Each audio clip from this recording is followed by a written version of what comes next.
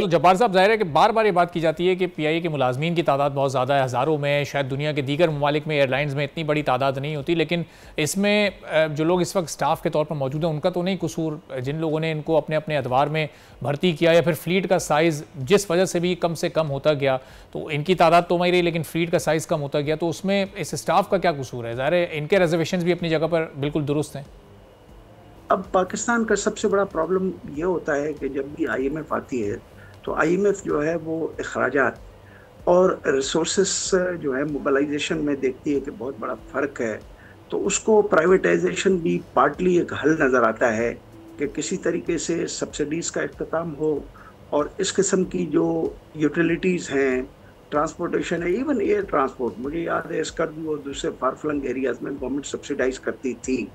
आज की पोजीशन का मुझे पता नहीं है, मगर ये एक स्टेट के ऑब्जेक्टिव थे अपने लोगों के लिए फ्रॉम दी रिसोर्सेस जो मैनेज होते थे बजटरी पोजीशन में। अब हम वापस आते हैं जो हिदायतुल्लाह साहब ने बातें की और आपने सवाल पूछा है कि बात दरअसल ये है कि मैनेजमेंट किसके हाथ में थी।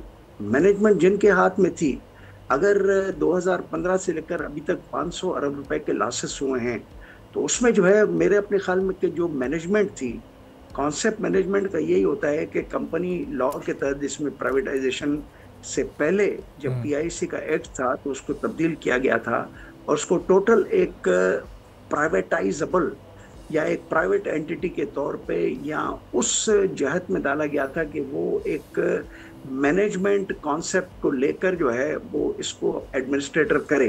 तो मैनेजमेंट कॉन्सेप्ट जो है उसमें मेरे ज़ाती ख्याल में तो कोई वर्कर्स जो है उनकी नुमाइंदगी भी नहीं थी। मैं तो इस हद तक हमेशा जाता हूँ कि किसी भी बोर्ड में जहाँ पे पब्लिक सेक्टर का अपना एक शेयर हो, वहाँ पे वर्कर्स का नुमाइंदा बोर्ड में मौजूद होना चाहिए।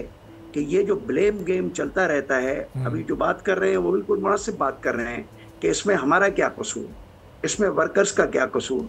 जो मैनेजमेंट थी उसी मैनेजमेंट ने ये सारी चीज़ें जनरेट की हैं, जिसकी वजह से आज आईएमएफ हमें ये कह रहा है 3 बिलियन के जब हमारे पास बातें हो रही थी, आज तो 7 की हो रही हैं।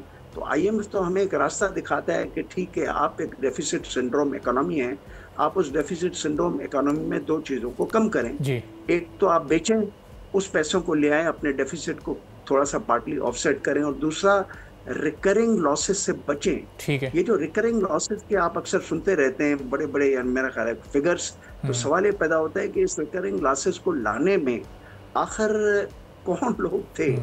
मेरा अपने ख्याल में कि थोड़ी देर के लेकर मैं ये कहूँ कि एक अच्छी मैनेजमेंट, प्रूडेंट मैनेजमेंट जब भी जहाँ पे भी आती है तो वहाँ पे फर्स्ट प्राइम ऑब्जेक्टिव ये होता है कि कंपनी को किसी तरह प्रॉफिट में लेकर जाएं। ठीक है। और अगर कंपनी प्रॉफिट में नहीं जाती है तो कम से कम उसको मार्जिनलाइज रखा जाए। सब्सक्राइब करें और बेल दबाएं ताकि कोई खबर रह न जाए।